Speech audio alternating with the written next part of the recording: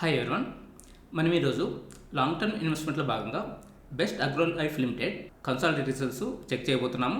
So ఇది recommendation కాదు, education purpose మాత్రమే డిస్కషన్ చేస్తున్నాము. ఇక్కడ అమౌంట్ చూసినామంటే మిలియన్స్లో ఉంది, మనం దీన్ని క్రోడ్స్లో కన్వర్షన్ చేసుకుందాము. ఫస్ట్ వచ్చి revenue from operations. So last year 327 crores revenues వస్తాయి, ఇప్పుడు 314 క్రోడ్స్ అనమాట. సో ఇక్కడ చూసినామంటే 13 క్రోడ్స్ రెవెన్యూస్ తగ్గినాయి, ఇది ఒక నెగిటివ్ పాయింట్. తర్వాత అదర్ ఇన్కమ్ లాస్ట్ ఇయర్ చూసినామంటే 60 lakhs, ఇప్పుడు 60 lakhs అనమాట, దీన్ని ఇగ్నోర్ చేసుకుందాము. ఓవరాల్గా టోటల్ ఇన్కమ్ చూసినామంటే లాస్ట్ ఇయర్ 328 crores, ఇప్పుడు 315 crores అనమాట. సో 13 crores తగ్గింది. సో ఈ రెవెన్యూ జనరేట్ చేయడానికి వీళ్ళు ఎక్స్పెన్స్ అనేది ఎంత స్పెండ్ చేసినారో చూస్తాము. ఎక్స్పెన్స్లో cost of raw material consumed last year 87 crores అయితే ఇప్పుడు 201 crores అనమాట. సో ఇక్కడ దగ్గరగా 110 crores cost of raw material consumed అనేది పెరిగిందనమాట. సో ఇక్కడ మీరు అబ్జర్వ్ చేసింది, రెవెన్యూ ఫ్రమ్ ఆపరేషన్ చూసిన 327 crores నుండి 314 crores తగ్గింది, కానీ cost of raw material consumed అనేది 87 crores నుండి 201 crores పెరిగిందనమాట. సో ఇది నెగిటివ్ పాయింట్. తర్వాత purchase of stock in trade. So last year చూసినట్టే 153 crores, ఇప్పుడు 31 crores అనమాట. సో ఇక్కడ ఇది తగ్గింది.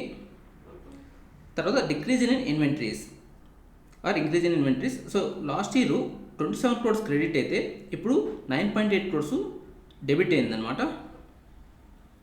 తర్వాత employee benefit expenses. So last year 14 crores అయితే ఇప్పుడు 24 crores అనమాట. సో ఇక్కడ 10 crores ఎంప్లాయీ బెనిఫిట్ ఎక్స్పెన్స్ పెరిగినాయి, అంటే ఇక్కడ వీళ్ళు ఎంప్లాయీస్ పెంచిండొచ్చు అనమాట, అలాగే హైక్లు ఇలాంటివి ఏమైనా ఇచ్చిండొచ్చు, దానివల్ల ఎంప్లాయీ బెనిఫిట్ ఎక్స్పెన్స్ పెరిగింది. సో ఇది ఎందువల్ల పెరిగిందని తెలుసుకోవాలి. తర్వాత ఫైనాన్స్ కాస్ట్. లాస్ట్ ఇయర్ చూసినట్టే 9.7 crores, ఇప్పుడు 19.3 crores అనమాట. సో ఇక్కడ కూడా 10 crores ఇంట్రెస్ట్ అనేది పెరిగింది, అంటే వీళ్ళు డెప్ట్ ఎక్కువ తీసుకుంటారనమాట లాస్ట్ ఇయర్తో పోల్చుకున్నప్పుడు, అందువల్ల ఇక్కడ పెరిగిందనమాట. అలాగే వీళ్ళు ఇంట్రెస్ట్ అనేది తక్కువ వేసినారు కాబట్టి వీళ్ళకు మినిమల్ డెప్ట్ ఉంటుందన్నమాట. తర్వాత డిప్రిషియేషన్. లాస్ట్ ఇయర్ 5.9 crores అయితే ఇప్పుడు 6.3 crores, ఇక్కడ పెద్దగా చేంజ్ లేదు కాబట్టి దీన్ని ఇగ్నోర్ చేసుకుందాము. తర్వాత other expenses. So last year 41 crores అయితే ఇప్పుడు 28 crores అనమాట, ఇక్కడ తగ్గింది. సో మనం రెవెన్యూ ఫ్రమ్ ఆపరేషన్స్ ఎక్స్పెన్స్ వల్ల మనకి ఏమర్థమైందంటే వీళ్ళకి రెవెన్యూ ఫ్రమ్ ఆపరేషన్స్ అనేది 13 crores తగ్గింది. అలాగే ఎక్స్పెన్స్ చూసినట్టే cost of raw material consumed అది పెరిగిందనమాట. తర్వాత purchase of stock in trade అనేది తగ్గింది, ఇన్వెంటరీస్ అనేది పెరిగిందనమాట. అలాగే ఎంప్లాయీ బెనిఫిట్ ఎక్స్పెన్స్ అనేది 10 crores పెరిగింది, అలాగే ఫైనాన్స్ కాస్ట్ అనేది కూడా పెరిగిందనమాట. సో ఇవన్నీ మనం డీటెయిల్గా అనలైజ్ చేసుకోవాలన్నమాట. So overall profit for the period చూసినామంటే లాస్ట్ ఇయర్ 30 crores అయితే ఇప్పుడు 6.6 crores లాస్ అనమాట, అంటే ప్రాఫిట్స్లో నుండి లాస్ లేక వచ్చిందనమాట. ఇది నెగిటివ్ పాయింట్.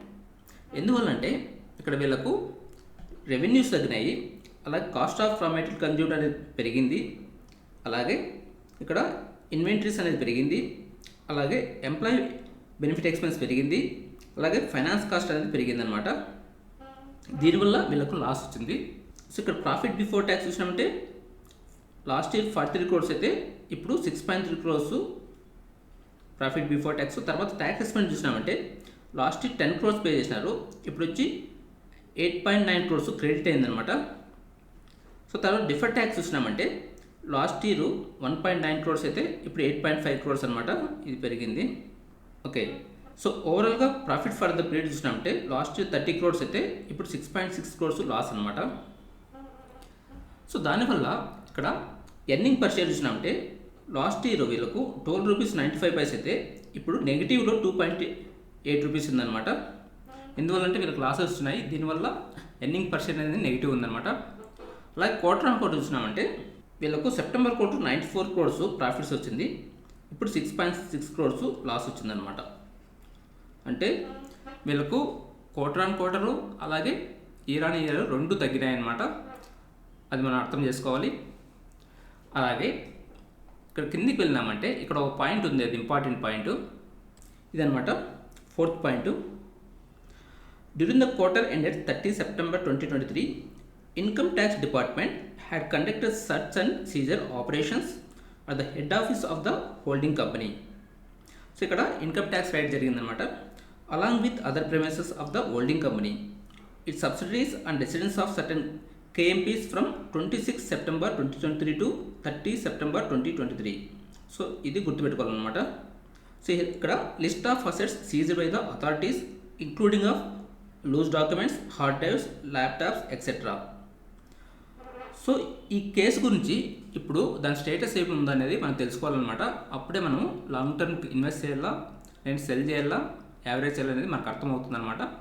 మనము ఇలాంటి దాని కోసం వేరే వాళ్ళ మీద డిపెండ్ కాకుండా మనమే సొంతంగా అనలైజ్ చేసుకోవాలన్నమాట.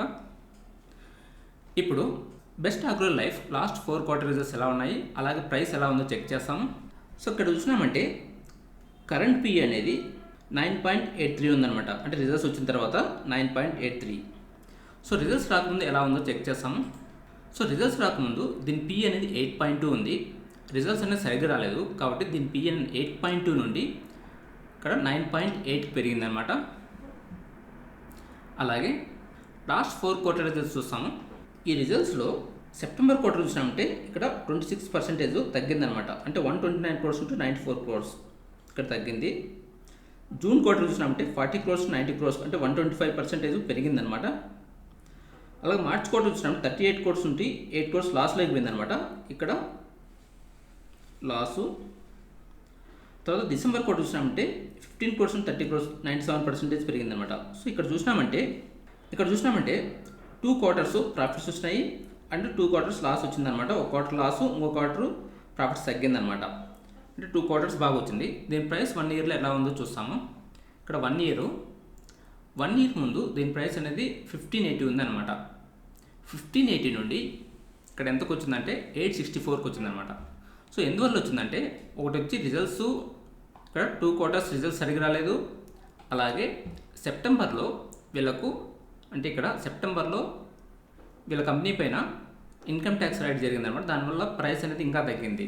నెక్స్ట్ వచ్చి ఇక్కడ వీళ్ళు డివిడెండ్స్ చూసినామంటే కార్పొరేట్ యాక్షన్స్లో సో డివిడెండ్స్ అనేది 19లో 0.1 పైస్, ఓకే 20లో 0.1 పైస్, 21లో 2 రూపీస్, 22లో 2 రూపీస్, 23లో 3 రూపీస్. వీళ్ళు డివిడెండ్ అనేది పెంచుతూ వస్తున్నారనమాట. ఇది పాజిటివ్ పాయింట్.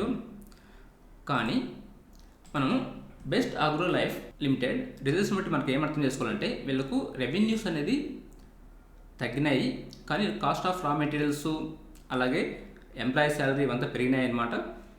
అలాగే సెప్టెంబర్లో వీళ్ళ మీద ఇన్కమ్ ట్యాక్స్ రేట్ జరిగింది. సో అది దాని స్టేటస్ ఏమనేది మనం తెలుసుకోవాలన్నమాట. అలాగే లాస్ట్ 4 quartersలో వీళ్ళకు 2 quarters అనేది రిజల్ట్స్ సరిగ్గా రాలేదు, 2 quarters వచ్చినాయి. వీళ్ళ ప్రైస్ అనేది తగ్గిందనమాట.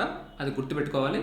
సో మనం ఏదైనా స్టాక్లో లాంగ్ టర్మ్ ఇన్వెస్ట్ చేయాలంటే మనము ఇతరుల మీద డిపెండ్ కాకుండా మనము ఇంకా డీటెయిల్గా అనలైజ్ చేసుకుని తర్వాత ఇన్వెస్ట్ చేయాలా వద్దనేది డిసైడ్ చేసుకోవాలన్నమాట. That's it for today. Thank you for watching. Have a nice day.